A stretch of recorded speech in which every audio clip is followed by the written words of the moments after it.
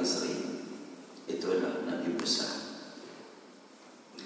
Nabi Musa terulang dalam Al-Quran sampai 136 kali disebut. Tidak ada yang dapat menandingi beliau. Nabi Muhammad hanya berapa kali disebut dalam Al-Quran, tapi Nabi Musa sampai lebih dari 100 kali. Ada apa di balik itu? Tentu sangat penting untuk kita gali.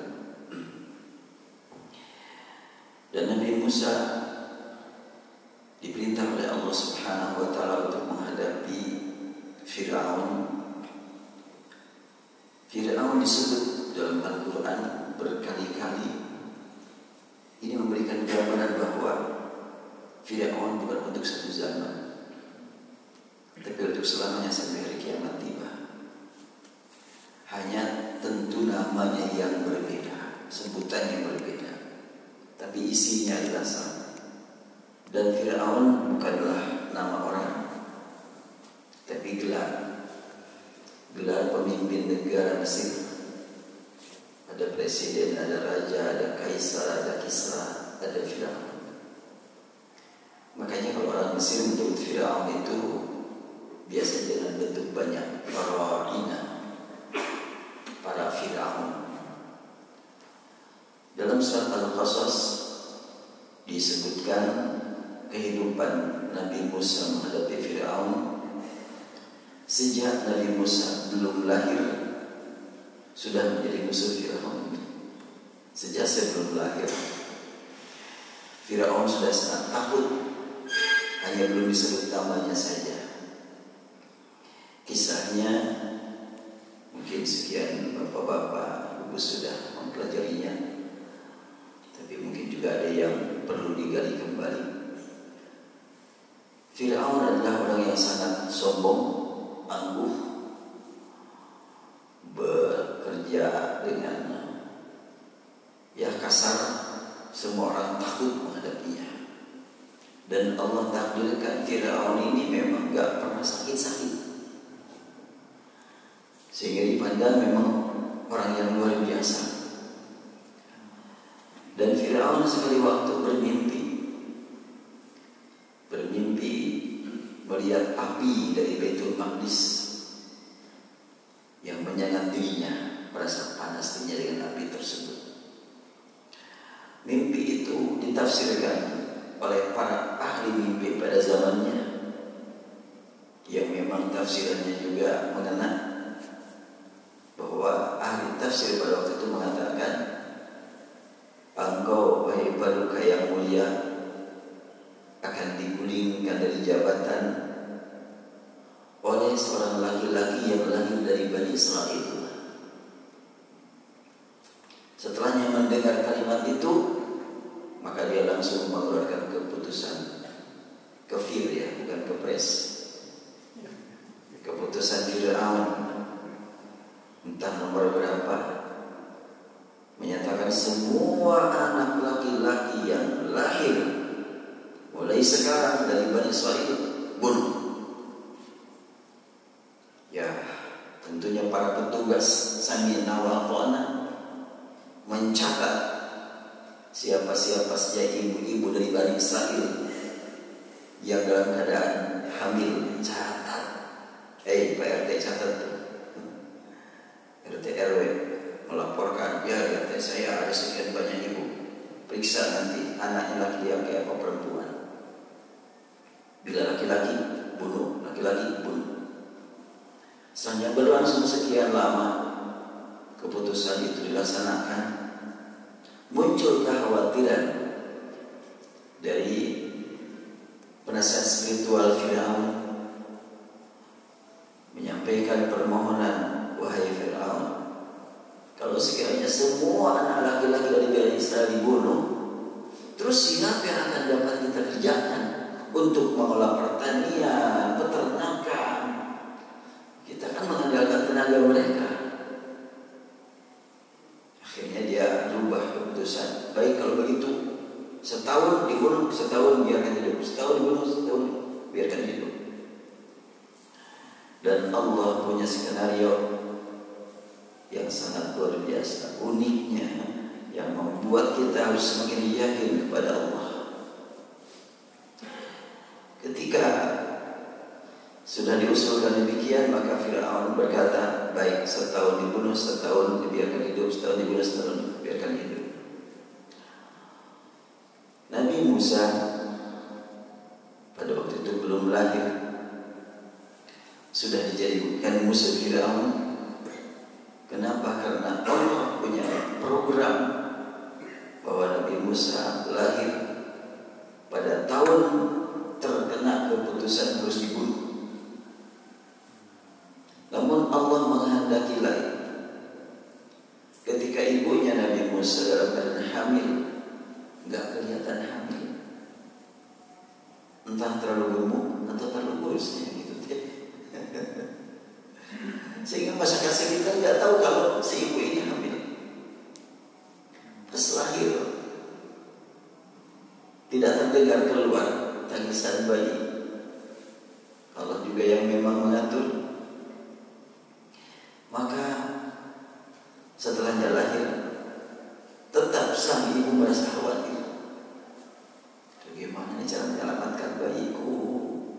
Ini lahir pada tahun terlarang ada bayi laki-laki dari Bani Israil hidup.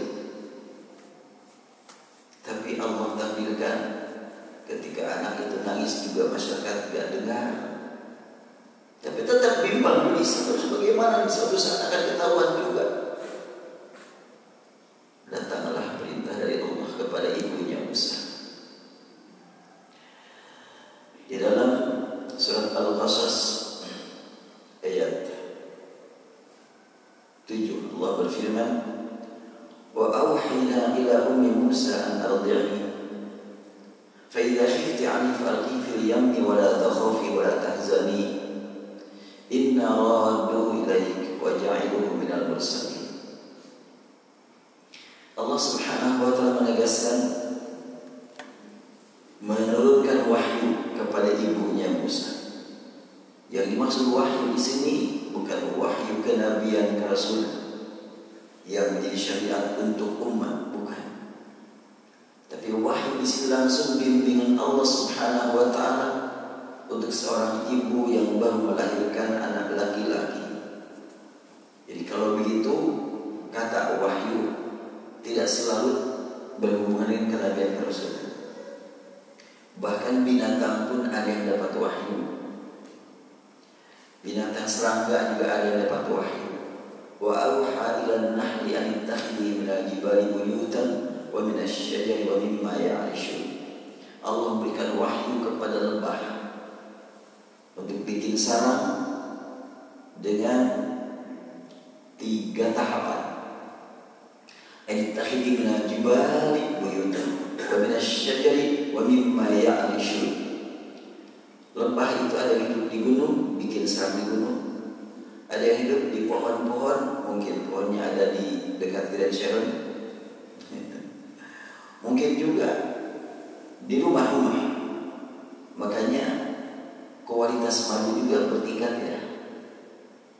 Mungkin ada yang dari gunung, ada yang dari kampung, ada yang nempel di rumah orang kampung. Itu wahyu yang diberikan kepada lebah.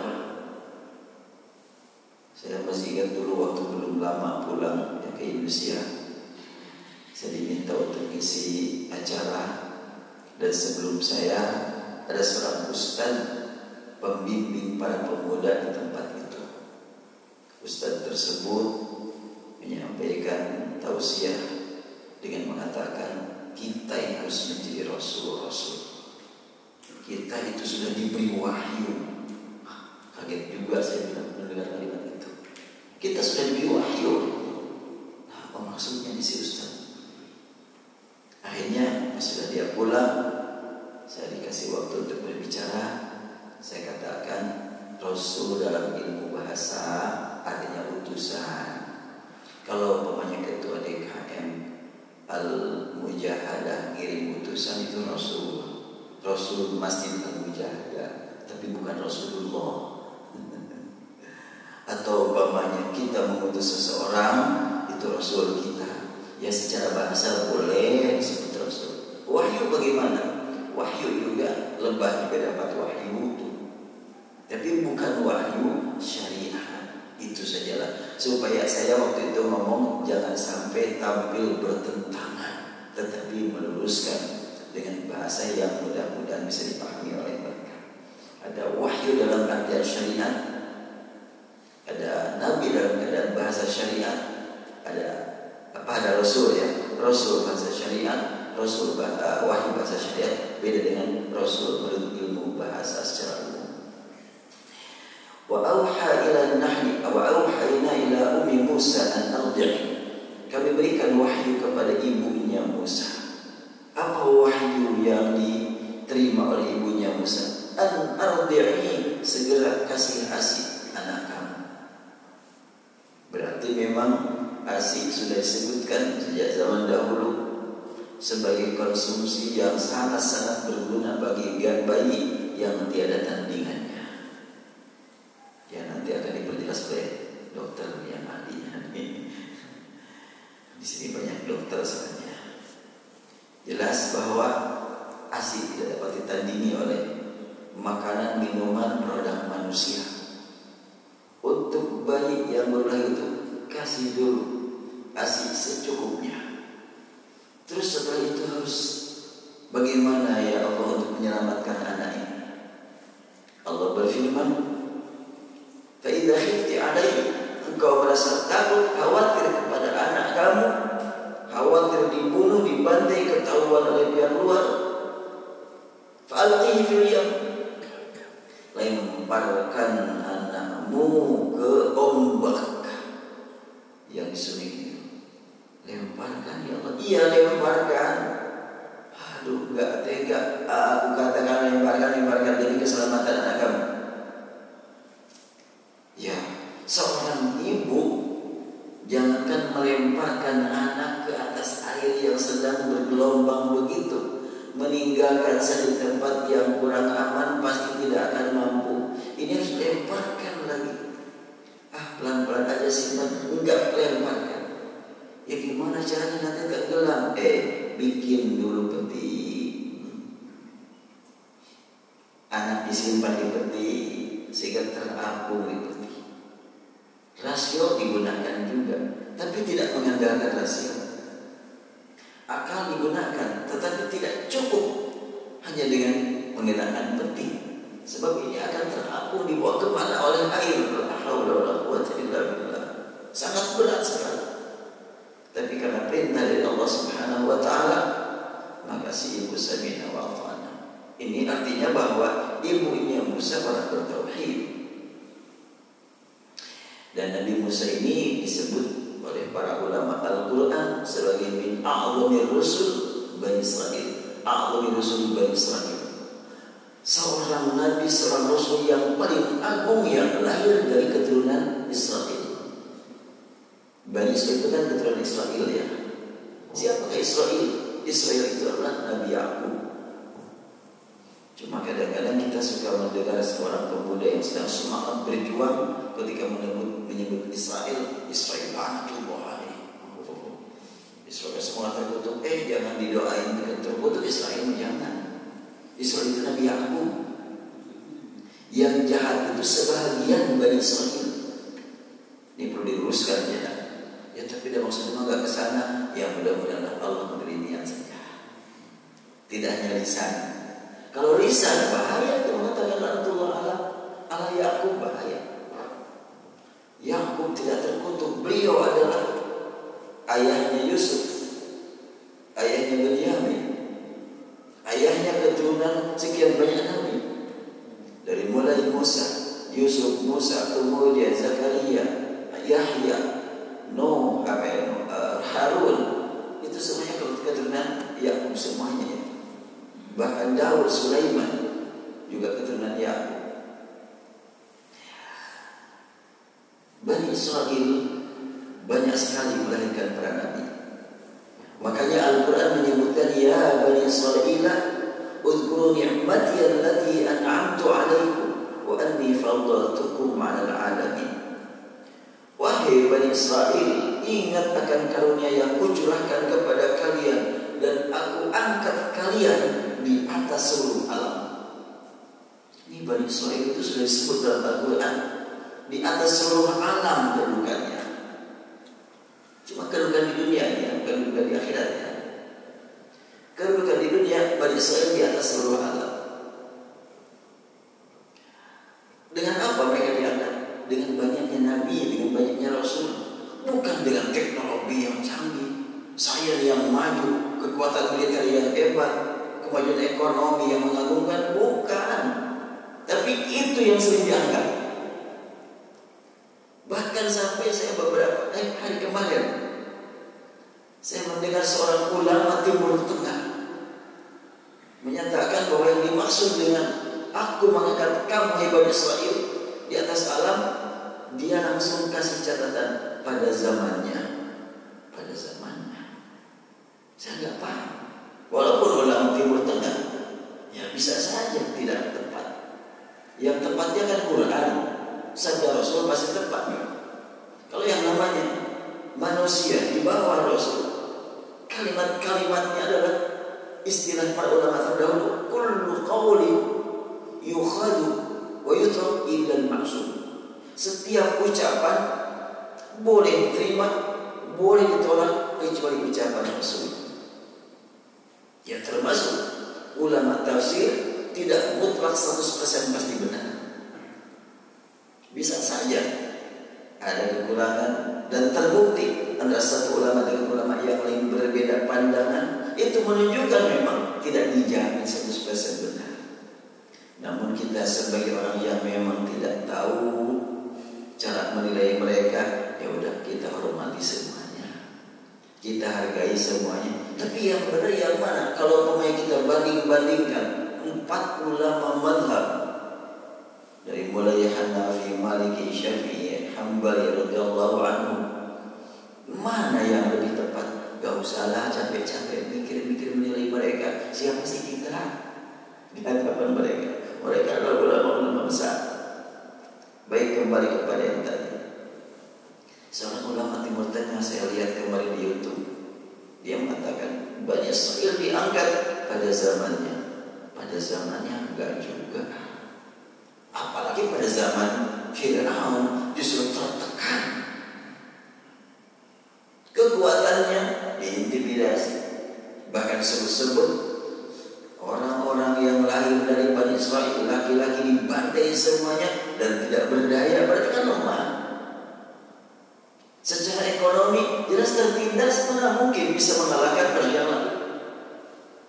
Jadi apa yang dimaksud dengan wa anni faddaltukum 'alal 'alamin? Aku angkat kamu wahai Bani Israil di atas alam. Diangkat dengan hadirnya sekian banyak nabi.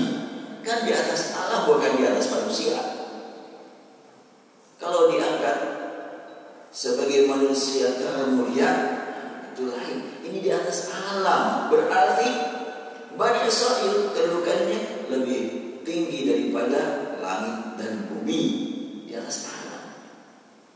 Dengan apa mereka menempati kedudukan seperti itu? Dengan banyaknya para nabi, para rasul, karena nabi dan rasul lebih mulia daripada alamin. Jelas itu. Sayangnya Bani Israil begitu banyak di antara mereka yang diangkat oleh Allah, para nabi, para rasul, tidak mereka manfaatkan. Justru mereka memusuhi para nabi, para rasul. Berarti kalau umpamanya ada beberapa komplek perumahan gitu, ini perumpamaan. Satu komplek perumahan dikirim alat untuk memproduksi air minum bagus. Satu lagi dikirim ini, itu. Satu lagi adalah dikirim banyak ulama, banyak ahli. Mana yang lebih hebat? Ya tentu yang dikirim banyak ahli. Tapi ternyata masyarakatnya enggak memanfaatkan keahlian para ahli itu. Maka diangkat justru menjadi hina mereka. Karena mereka tidak perhatian kepada masalah itu. Oleh karena itu Allah Subhanahu wa ta'ala menjelaskan bahwa Bani Israil diangkat itu bukan menyanjung, ya, tapi justru mengingatkan mereka Seakan-akan Allah berfirman, wahai Bani Israil, kalian itu sudah aku kirimkan kepada kalian para ahli yang mengantarkan kalian untuk menjadi orang hebat. Para nabi dari kalian banyak sekali, tapi kenapa kalian gak menerangkan santaran? Gitu ayat itu. Dan ini dikatakan al-alam yang di atas alam, seluruh alam. Bukan pada zamannya, sampai sekarang memang tidak ada kelompok lain yang memiliki para nabi sejumlah para nabi yang lahir dari Bani Israil, yang tidak ada. Nah, Nabi Musa alaihissalam setelahnya disimpan di peti, dibawa oleh sang ibu, dilemparkan ke tengah air yang sedang bergelombang begitu, ombaknya tinggi. Mungkin dulu barangkali sungai Nil itu kencang gitu ya airnya, tapi sekarang tenang. Karena kalimat Al-Quran, fa'alqi fil yammi, lemparkan ke ombak. Kenapa ombak boleh? Oh, pada waktu Nabi Musa mau dilemparkan, ombaknya tinggi, biar tidak ketahuan oleh orang luar.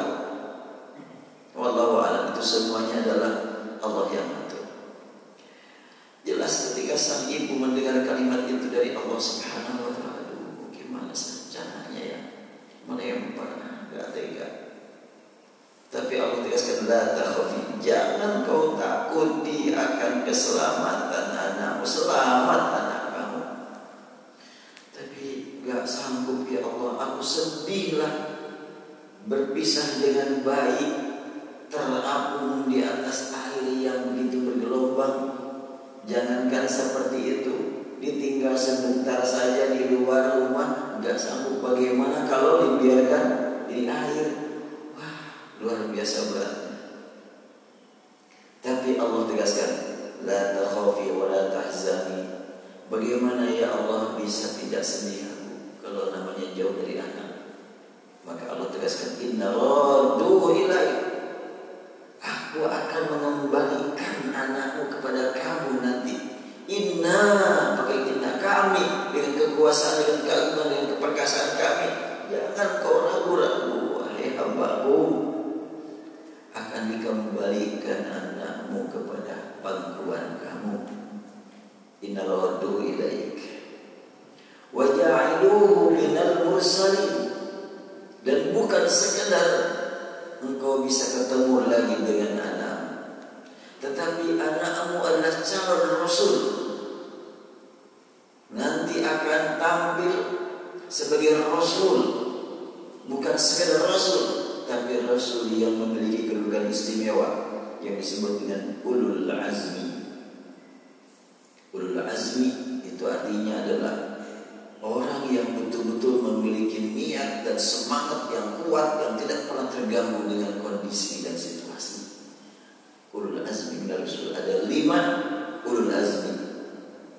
Dari mulai Nabi Nuh, Ibrahim, Musa, Isa, Muhammad alaihi wassalatu wassalam.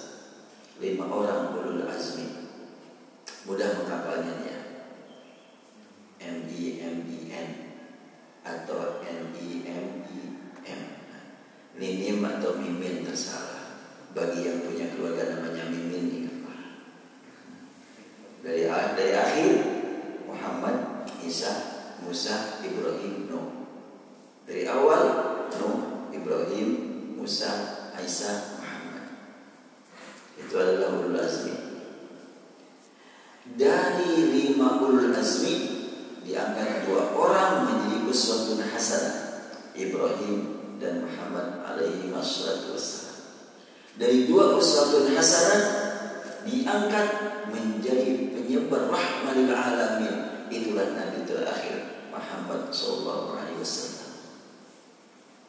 Jadi kelompok yang diangkat menjadi kelompok yang unggul Bani Israil, tetapi yang mendapatkan penyebaran rahmat untuk seluruh alam bukan Bani Israil, tapi umat Nabi Muhammad.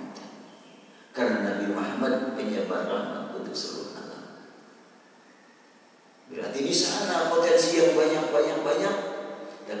penggunaan gitu ya. Di sini gak begitu banyak potensi, tapi ada satu yang sungguh dapat menguasai semua yang tadi. Itulah Muhammad Rasulullah SAW. Maka kita bersyukur kepada Allah Subhanahu Wa Taala dipilih untuk menjadi khairu ummatin ukhrijat linnas. Kalau Bani Israil faddaltukum 'alal alamin, faddala itu diberi keunggulan, belum tentu menjadi orang termulia. Sebagaimana tentang suami dan istri, dalam surat An-Nisa disebutkan ar-rijalu qawwamun 'alan nisa bima faddala Allahu ba'dahum 'ala ba'din.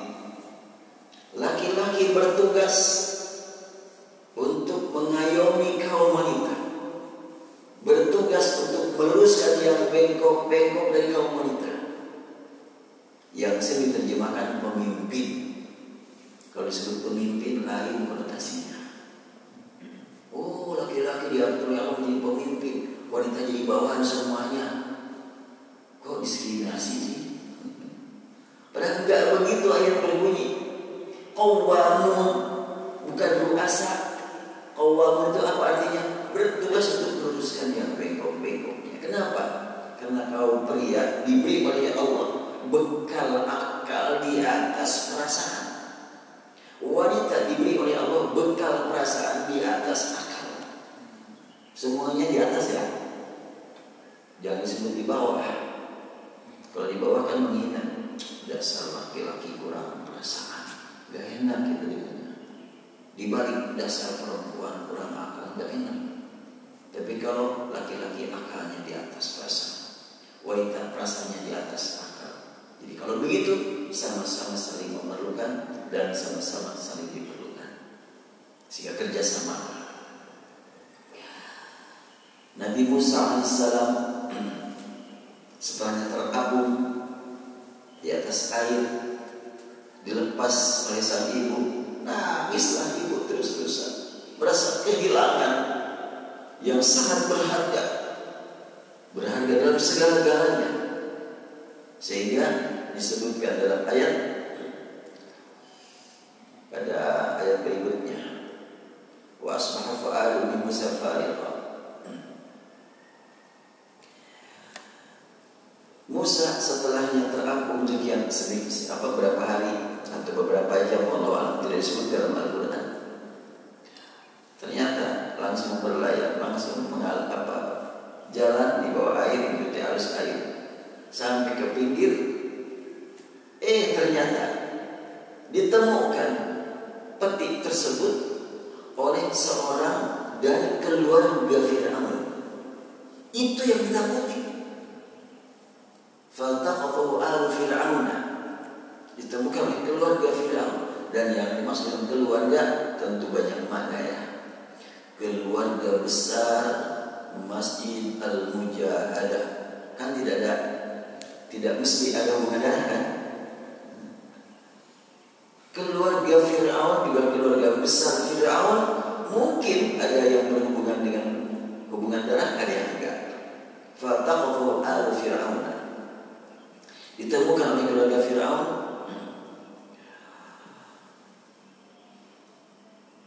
Liyakuna lahum aduwwan wa hazanan inna Fir'auna wa Hamana wa jundahuma kanu khati'in. Maka ditemukan oleh keluarga Fir'aun. Kenapa kok sampai keluarga Fir'aun yang menemukannya? Karena Allah punya program. Anak ini adalah anak yang diproyeksikan oleh Allah untuk menjatuhkan kedudukan Fir'aun. Kenapa Fir'aun dijatuhkan? Kanu khati'in, salah kehidupan sehari-harinya. Dan disebutkan seperti Fir'aun wa Haman wa junudahuma, Fir'aun dan Haman dan tentara mereka. Apa itu Haman? Haman juga kedudukan. Mungkin kalau di Indonesia perumpamaannya tidak boleh menunduk kepada mereka ini. Kalau di Indonesia namanya ada Panglima TNI, kira-kira begitulah Haman itu. Panglima TNI kalau di kita. Kalau di sana Panglima TNM, Tentara Negara Mesir. Nah, Haman adalah petugas Fir'aun tahun melatih prajurit demikian hebat, dan semuanya akan hancur dengan kehadiran seorang bayi ini. Itulah program Allah Subhanahu wa Ta'ala. Pelajaran yang sangat berarti bagi kita, karena setiap kisah, bahkan setiap ayat dari kisah, hendaklah kita ambil petunjuknya. Petunjuk itu apa? Ada perintah, ada larangan. Perintah untuk kita laksanakan, larangan untuk kita jauhi. Petunjuk apa dari ayat per ayat dalam surat Al-Qasas ini? Itu yang sangat penting untuk kita gali, yang disebut dengan tadabbur. Faltaqatahu al fir'aun liyakuna lahum aduwwan wa hazana. Musa, seorang bayi yang baru lahir, terapung di atas air, ditemukan oleh keluarga Fir'aun. Ada apa di balik itu? Allah Subhanahu wa Ta'ala memperlihatkan kepada ibunya, Musa ini dihadapkan kepada yang sangat mengkhawatirkan. Tapi yakini, kekhawatiran menurut pandangan kita, kekhawatiran menurut perasaan kita tidak punya arti apa-apa kalau memang Allah menjaganya. Demikian pula kita sekarang terkadang merasakan khawatir, mau dibawa kemana negeri ini, mau diapain masyarakat ini. Allah punya program. Dengan cara seperti ini, umat Islam semakin dekat dengan Allah. Dengan banyaknya yang dikhawatirkan melalui media sosial, melalui sekian banyak program, umat Islam semakin dekat dengan Allah. Dan Allah Subhanahu wa Ta'ala memperlihatkan kepada kita seorang wanita saja yang dijauhkan oleh Allah dari anaknya. Allah Maha Kuasa menyelamatkan anaknya. Kita bukan seorang nih. Di sana ada masjid Riyadhus Shalihin, di situ ada masjid ini, ada masjid ini. Semua mereka umat Islam sujud pada waktu subuh. Ini yang membuat Indonesia masih aman sampai sekarang, karena masih ada yang rukuk, masih ada yang sujud, masih terdengar adzan dikumandangkan setiap waktu, dan masih ada di malam hari yang rukuk, yang sujud, yang semata-mata ikhlas karena Allah. Gak ada yang dicari. Kalau orang qiyamul lail, apa sih yang dicari? Tidak ada kecuali yang datang dari Allah. Bukan untuk mendapatkan sanjungan pujian. Tapi bagaimana kalau kita tahajud ingin sukses mendapatkan jabatan bupati? Gimana? Silahkan. Dan kalau diridhoi oleh Allah, pasti akan menjadi bupati yang soleh. Kalau memang dia diridhoi oleh Allah dan memang tidak layak menjadi bupati, dia akan mendapatkan tugas lain dari Allah Subhanahu wa Ta'ala. Bukan itu yang layak. Boleh-boleh saja. Sebab dia mungkin berpikir, ini kalau bukan aku yang jadi bupati, calonnya ini, calonnya itu, hancur wilayah ini. Sah-sah saja begitu. Jadi boleh memohon kepada Allah kedudukan di dunia, menjadi pemimpin. Tapi tujuan untuk apa? Untuk ibadah. Bagus, gak salah. Nabi Yusuf alaihissalam, ini seniornya Nabi Musa. Kan sebelum Nabi Musa, Nabi Yusuf lebih dekat ke Nabi Yakub. Yakub langsung Yusuf. Kalau Musa sudah terhalang oleh 6 generasi. Ketika Nabi Yusuf alaihissalam sedang masih di penjara karena difitnah, biasalah orang baik dipandang jelek sampai masuk penjara. Orang jahat karena banyak temennya masih bebas di luar jalan-jalan. Zaman dulu. Di zaman sekarang mah enggak bedanya. Ya, Nabi Yusuf dulu setelahnya dia terancam dan dia terima, di penjara sekian lama dia terima, sampai Allah perlihatkan kepada Raja Mesir. Nah, sebutannya beda nih. Pada zaman Nabi Musa, penguasa Mesir disebut Fir'aun. Pada zaman Nabi Yusuf, penguasa Mesir tidak disebut Fir'aun tapi Malik. Pada Fir'aun juga. Tapi Al-Quran membedakan panggilan. Inna Fir'aun ala fil ardi wa ja'ala ahla syi'an yastadifu ta'ifatan minhum. Fir'aun disebut zaman Nabi Musa. Zaman Nabi Yusuf mah enggak disebut Firaun, tetapi Malik. Qala al-malik utuni bihi astakhlisu nafsi falamma kallamahu qala innaka al-yawma ladaina makinun amin. Raja Firaun berkata, panggil Yusuf di penjara, sampaikan kepada dia, aku sudah membebaskan, silakan datang ke sini. Ketika sudah bertemu, raja berkata, qala al-malik utuni bihi astakhlisu nafsi falamma kallamahu qala innaka al-yawma ladaina makinun amin.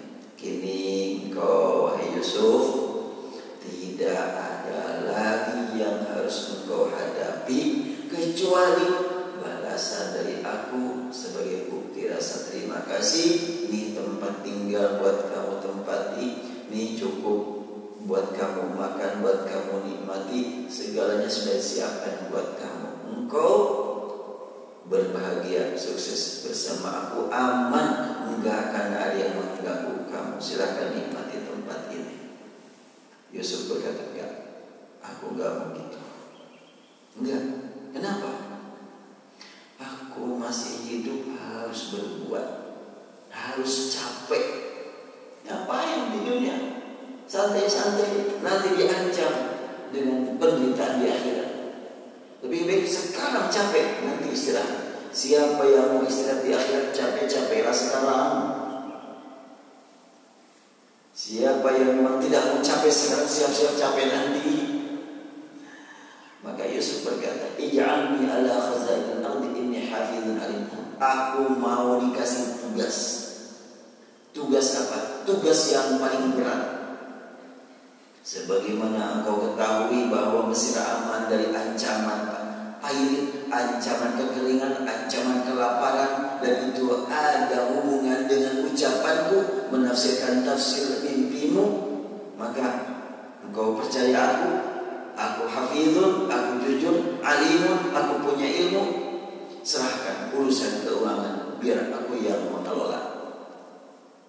Berarti Nabi Yusuf memandang, kalau bukan aku yang mengelola, yang menjaga keuangan ini, bisa hancur. Harus aku yang urus. Boleh kalau begitu. Ij'alni ala khazainil ardi inni hafizun alim. Jadi kembali pada yang tadi, kalau ada orang yang memang mencari jabatan, kepada Allah memohon agar diangkat dengan niat ingin menyelamatkan umat, ingin menyelamatkan harta kekayaan negeri, ingin menyelamatkan masyarakat yang terancam dengan sekian banyak bahaya, boleh-boleh saja silakan. Dan Allah Maha tahu apakah dia mampu nanti. Allah juga yang memberikan kemampuan kepadanya. Tapi Allah mungkin ingin mengangkat yang lain, bukan engkau, yang akan jadi. Oh iya, engkau yang akan aku angkat, maka engkau juga memohon, dan akan aku berikan kepada engkau bekal sebagaimana Nabi Adam dulu. Nabi Adam di tengah-tengah makhluk yang mulia, di tengah-tengah makhluk yang taat, yaitu malaikat, muncullah seorang hamba yang memang diberi nafsu oleh Allah Subhanahu wa taala, tetapi Allah berikan kepada Adam bekal untuk memakmurkan bumi. Nah, demikian pula hanya dengan satu kelompok masyarakat atau satu kawasan atau satu regional bisa saja diangkat oleh Allah seorang hamba ahli sujud, ahli ruku untuk menjadi pemimpin. Ini harapan kita kepada Allah. Semoga pilkada yang akan datang gitu ya, melahirkan pemimpin yang saleh. Ini terus memilih ya? Oh enggak ya, ini kabupaten pula. Oh kota ini ya? Oh iya, ini kota. Betul. Yang kabupaten banyak di sana tuh GBI, GBI. Oh iya, mesti kota lupa. Saya perasaan di sana. Ya, kembali kepada Nabi Musa alaihissalam. Fa'antaqadhahu alu Fir'aun. Maka ditemukanlah Musa yang di atas peti yang terapung di atas air itu, ditemukan oleh keluarga Fir'aun yang sangat ditakuti oleh sang ibu. Waduh, kalau ketahuan oleh keluarga Fir'aun, habislah dibantai. Tapi karena Allah sudah menjanjikan inna raddu ilaik wa ja'ilun mursalin, ketika terdengar berita oleh ibunya Musa, ternyata anakku ditemukan oleh keluarga Fir'aun, ya, terus gimana? Ya udahlah, tawakal Allah, udah berserah diri kepada Allah Subhanahu wa taala. Berarti meningkatkan taqarrubnya dia kepada Allah dengan menemukan sesuatu yang sangat-sangat mengkhawatirkan, semakin dekat kepada Allah. Mari kita pelajari hal ini. Semakin banyak berita yang mengkhawatirkan, berarti kita harus semakin dekat dengan Allah.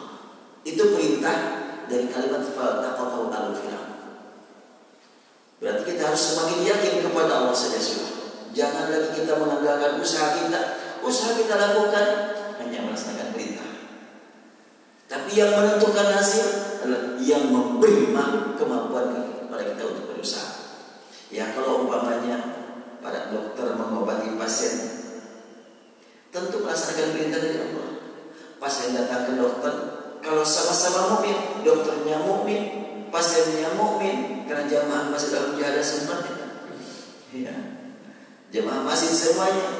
Pasien datang ke dokter, ya Allah, akan kudatangi dokter atas perintahmu.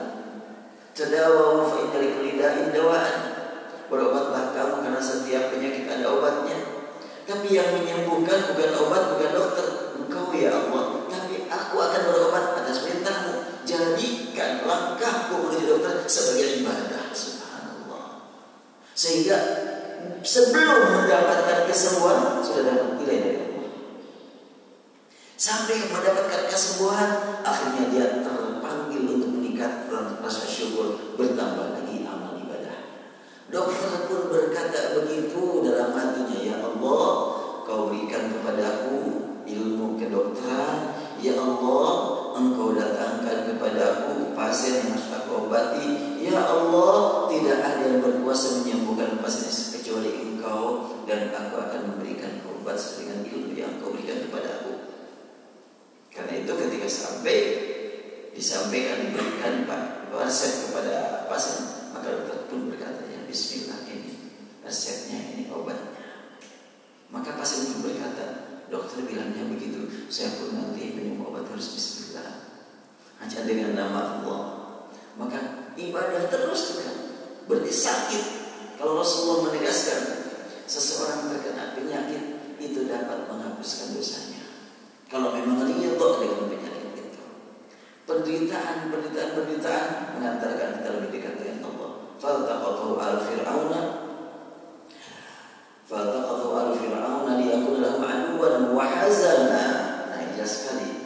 Keluarga Fir'aun yang menemukan Musa terapung di atas air pakai peti. Kenapa kok mesti keluarga Fir'aun yang menemukannya? Karena Allah punya program liyakuna lahum aduwwan wa hazana, supaya anak ini akan menjadi musuh Fir'aun, membuat Fir'aun dan tentaranya bersedih hati. Tidak sekedar menjadi musuh, tapi membuat mereka sedih. Ini kalimatnya itu. Kenapa sedih? Iya, diurus dari kecil. Ternyata setelah dia besar, kata orang barat, ngalunyak ya anak. Kan membuat sedih orang tua kan. Kalau umpamanya mau jauh, ya paling kesel aja. Tapi kalau dari awal bersama kita, lalu umpamanya menghina, menjatuhkan, oh sedih betul. Liyakun lahum aduwwan wa hazana. Wa qalat imra'atu Fir'aun qurratu 'ainin li wa lak.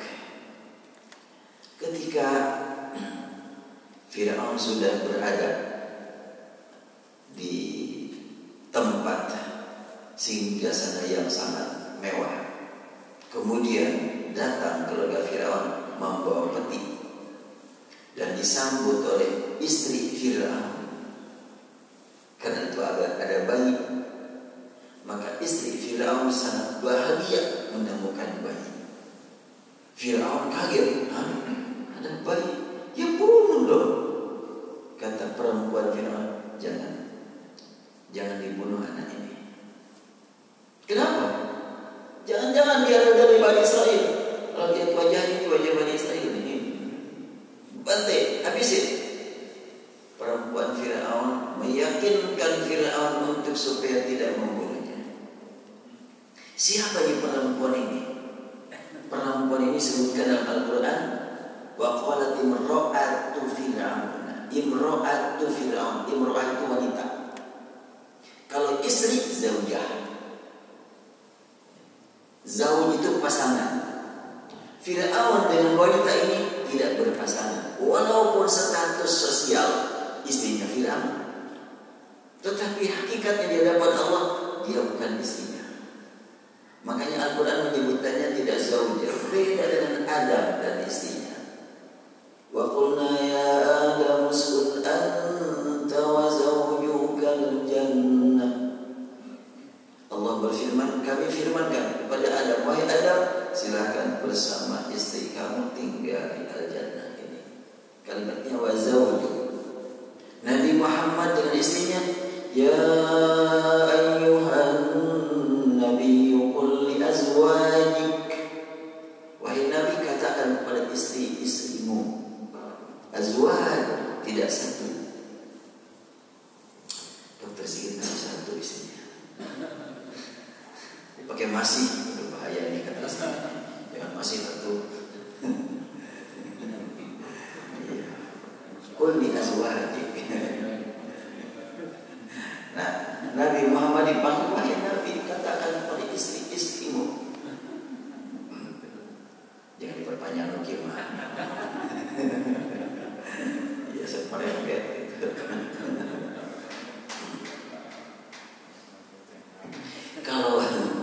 Kalau Fir'aun, Nabi Nuh, Nabi Lut itu beda jalur, maka dengan istrinya tidak disebut istri sebagai pasangan, tapi sebagai perempuan saja. Umpamanya Nabi Nuh dengan Nabi Lut. Daraballahu mathalan lil ladzina kafaru imra'ata Nuhin wa imra'ata Lut. Perumpamaan Allah berikan untuk mengetahui hakikat kekufuran orang kafir. Tuh perempuan Nuh, perempuan Lut, imra'ata Nuhin wa imra'ata Lut. Di surat Maryam, di akhir surat Maryam, surat At-Tahrim, di akhir surat At-Tahrim sebutkan wa daraballahu mathalan lil ladzina amanu imra'ata fir'aun, imra'ata Nuh, imra'ata Lut, imra'ata Fir'aun. Nah di sini juga qalat imra'atu Fir'aun wa qalat imra'atu Fir'aun qurratu 'ainin li wa lak. Maka perempuan Fir'aun berkata kepada Fir'aun, wah ini anak qurratu 'ain, buah hati kita, penghibur kita. Ini adalah merupakan yang sangat berharga bagi kita. Kata Fir'aun, buat kamu, buat aku enggak?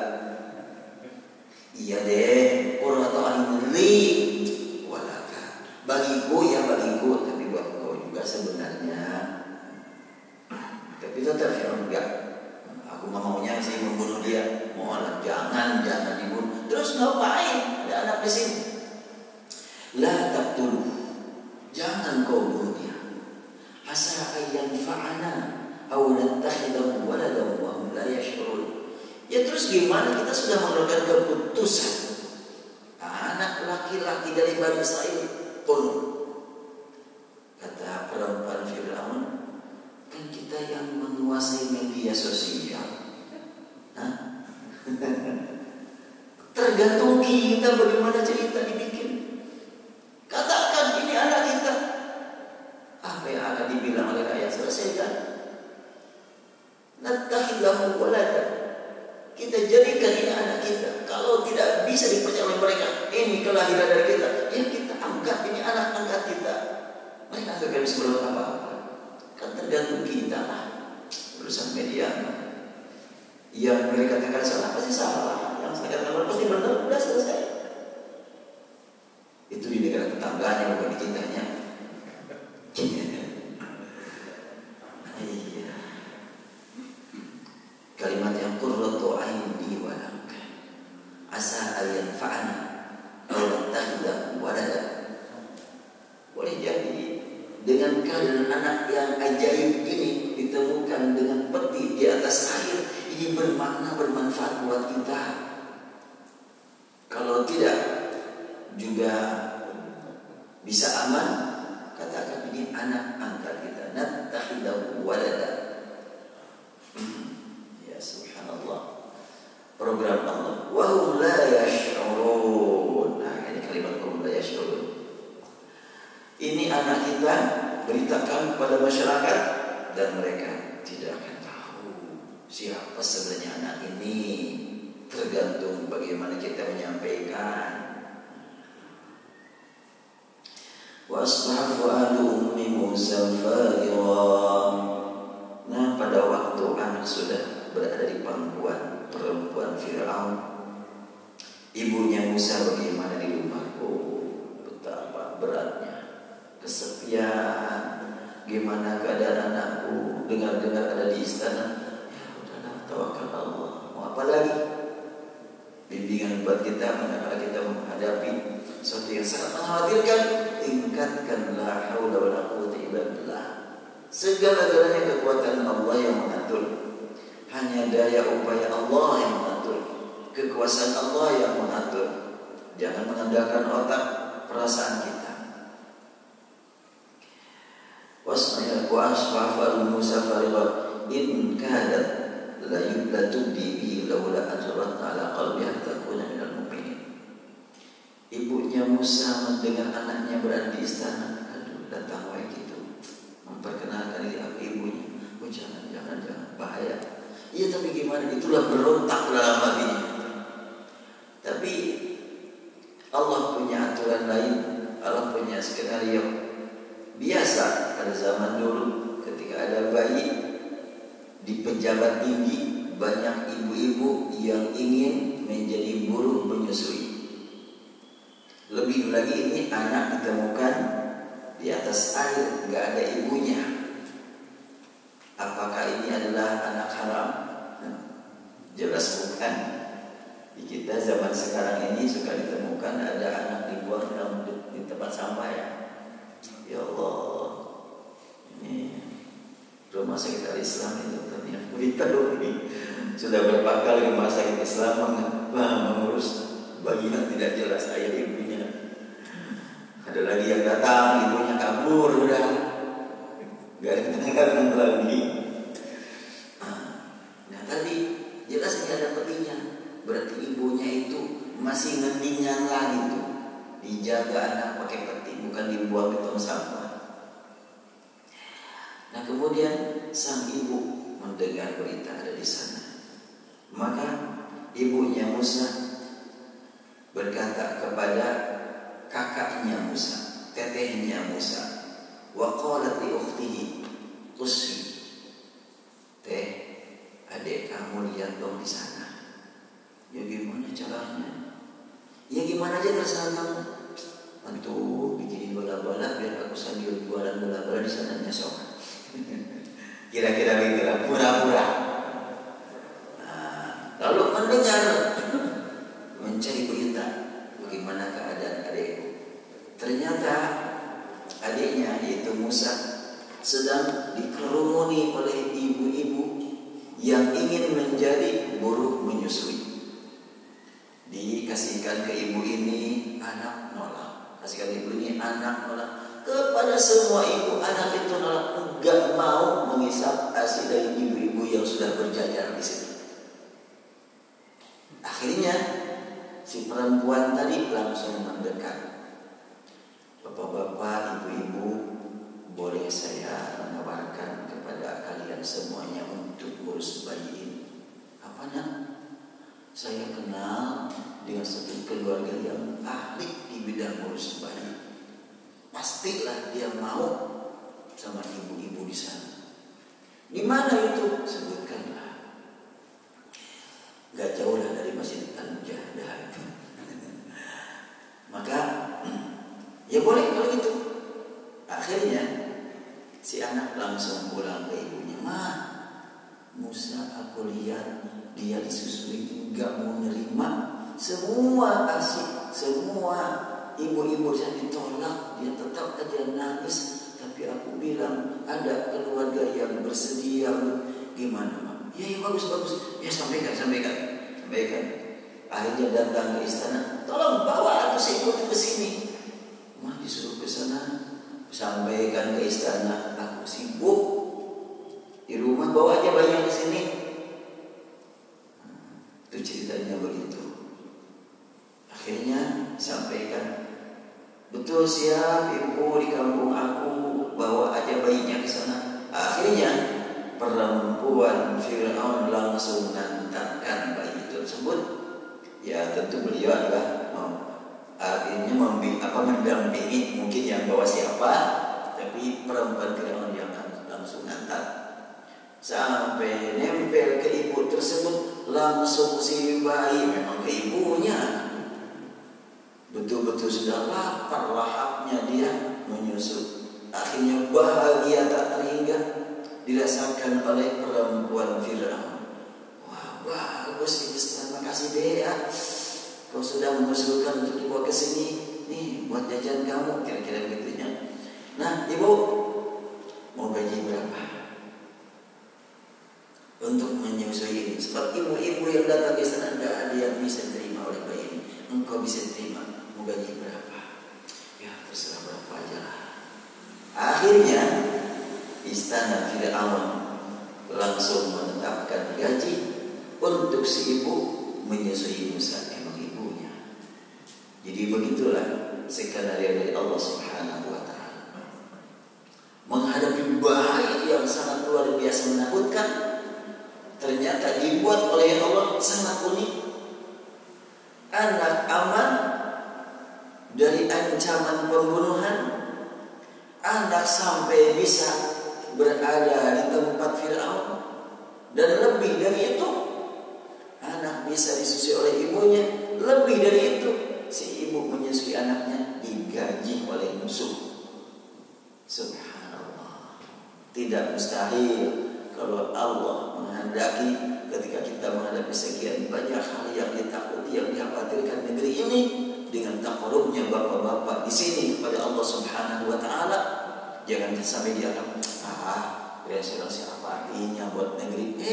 Di hadapan Allah enggak ada perbedaan antara mengabulkan sejuta umat dengan seorang hamba Allah. Sama mudah bagi Allah untuk mengabulkan permohonannya. Makanya kita tingkatkan harapan kepada Allah, kita tingkatkan rasa takut juga kepada Allah Subhanahu wa Ta'ala, dan jangan sampai ragu-ragu kalau kita memohon kepada Allah. Ya aku mau banyak dosa, ya tapi kan sekarang saya bertobat.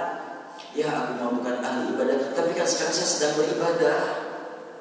Tapi aku dari dulu juga ya nggak ada apa-apanya selain Allah. Sekarang kalau aku menghadap kepada Allah, sama di hadapan Allah, Allah menghadapi sekian jumlah manusia dengan seorang manusia, sama-sama saja. Bukankah Allah yang mengangkat seorang nama Muhammad menjadi Rasul, menjadi pemimpin umat, menjadi penyebar rahmat dan Allah juga yang mengangkat. Demikian juga Allah yang menjadikan musuh Nabi Muhammad, ada Abu Jahal, ada Abu Lahab, Allah juga yang menetapkannya. Nah, kita sekarang juga siapa yang ditetapkan oleh Allah untuk menjadi hamba yang dekat dengan Allah, dan siapa lawannya sudah Allah programkan. Karena itu kita tidak kecil hati. Itulah pelajaran yang sangat penting dari kisah ini. Mudah-mudahan banyak makna untuk kita semuanya di masa-masa mendatang, sehingga kita semakin dekat dengan Allah manakala kita menemukan hal yang memang sangat mengkhawatirkan. Demikian yang dapat saya sampaikan. Mudah-mudahan menambah ketakwaan kita, keimanan kita. Tidak ditanyakan, mudah-mudahan. Jadi macam ditanya. Baik, kita tutup saja dengan berdoa. Allahumma shalli wa sallim ala habibina wa syafi'ina wa Muhammad sallallahu tabaraka wa ta'ala bi sahabati rasulillah ajma'in. Allahumma rabbana lakal hamdu kama yanbaghi li jalali wajhika wa 'azimi sultanik. Allahumma ighfir lana dhunubana wa li walidina. Allahumma arhamhum kama rabbawna shighara. Allahumma ighfir lil muslimin wal muslimat. Allahumma ighfir lil mu'minina wal mu'minat al-ahya'i wal amwat innaka sami'ud du'a. ربنا آتنا في الدنيا حسنة وفي الآخرة حسنة. ربنا آتنا في الدنيا حسنة وفي الآخرة حسنة وقنا عذاب النار برحمتك يا أرحم الراحمين. وصلى الله على محمد عبدك ورسولك النبي الأمي وعلى آله وصحبه وسلم والحمد